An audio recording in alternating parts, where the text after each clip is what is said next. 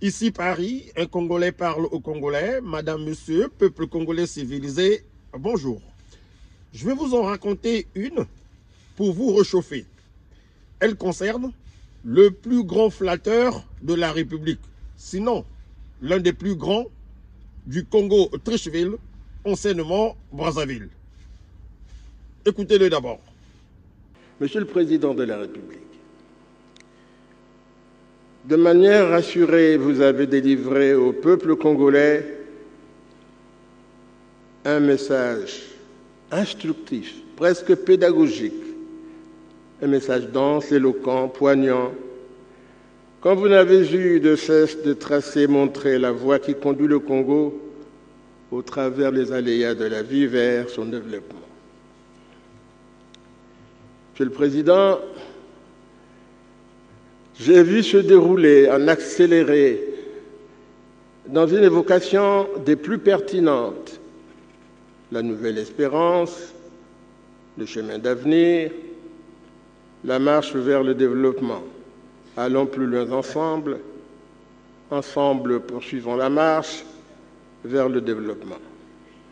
Autant de jalons porteurs, des acquis sûrs, à même de nous ouvrir les voies de l'émergence sous le leadership toujours inspiré de Denis Sassou Nguesso. Monsieur le Président de la République, votre adresse fut une heure de vérité. Cette vérité qui luit de ses propres lumières. Nous venons d'écouter un chef d'État dont la volonté inébranlable de conduire son pays vers l'avenir, dans l'unité, le travail, le progrès, n'a jamais dévié de sa trajectoire stratégique. Je veux être un tantinet fataliste pour affirmer avec force que ce qui sera, sera. Parce que ni les grèves anarchiques, ni les sabotages des infrastructures de base, ni les mensonges éhontés, ni les fake news en faisant que déversent les esprits chagrins sur les travées de la République ne vont dévier le cours de l'histoire de notre pays, le Congo promis à un bel avenir, car dirigé avec aplomb. Bien, au sujet de ce flatteur que vous venez d'entendre, il s'est passé quelque chose qui m'a toujours fait marrer. Je vais vous la conter. Une fois, ce flatteur avait rendez-vous avec son gourou à la présidence de la République, au plateau. Eh bien, le temps que son gourou puisse le recevoir, le mec, il traînait et brusquement, il s'est retrouvé face à la conjointe du gourou avec lequel il avait rendez-vous, la grande Antoinette. Et comme ça, il va vers la grande Antoinette pour lui présenter ses hommages.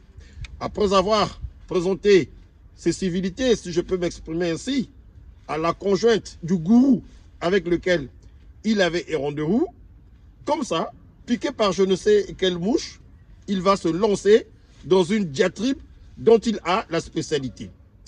Je cite, « Madame la Présidente, vous savez, je voulais vous dire une chose. Depuis un moment, votre mari, le président de la République, est très beau. Il ressemble maintenant à un entier. » Alors, imaginez la surprise de Yaontou qui s'attendait à quelque chose de très sérieux. Et voilà que le flatteur de la République lui raconte des bêtises, des futilités. Alors franchement, cette histoire a marqué la conjointe du gourou qui avait rendez-vous avec le flatteur de la République à telle enseigne que quelques jours après, elle va rencontrer au cours d'une cérémonie officielle au palais des congrès, je crois, quelque part. Elle rencontre des membres du comité des droits de l'homme, une histoire comme ça, une organisation comme ça qu'ils avaient eu à mettre en place. Donc il s'agissait de monsieur Justin Koumba et maître Maurice Massengo Tchassé. Elle les voit et les interpelle. « Hey, vous deux là, venez s'il vous plaît.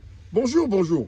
Dites-moi, j'espère que vous n'êtes pas comme le monsieur que j'avais croisé dernièrement qui m'avait raconté de n'importe quoi au sujet de mon mari, le président de la République. Les deux personnages sont quelque peu surpris d'entendre Madame la Présidente prononcer ce genre de phrases. On demandait, mais Madame, s'il vous plaît, de qui s'agit-il? Eh, camarade, il na mvubako. Ama kutana na munu juri na mama na rendez-vous na Denis. Alika na tumu la munu mama kili. Oh, ngezaba, mama, bakala agema kuma kitoko, agana ko ressembler maintenant na barontier. Mais quelle est cette histoire-là? Mais vu la politique un peu, non? Donc c'était ce que je voulais vous raconter. C'est pour vous dire que le monsieur, il a l'habitude, en fait, ne faites pas attention à lui. C'est un flatteur de la République. C'est lui. Il est parmi ceux qui ont fait rentrer le renard dans le poulailler. Vous avez tout compris. Ciao.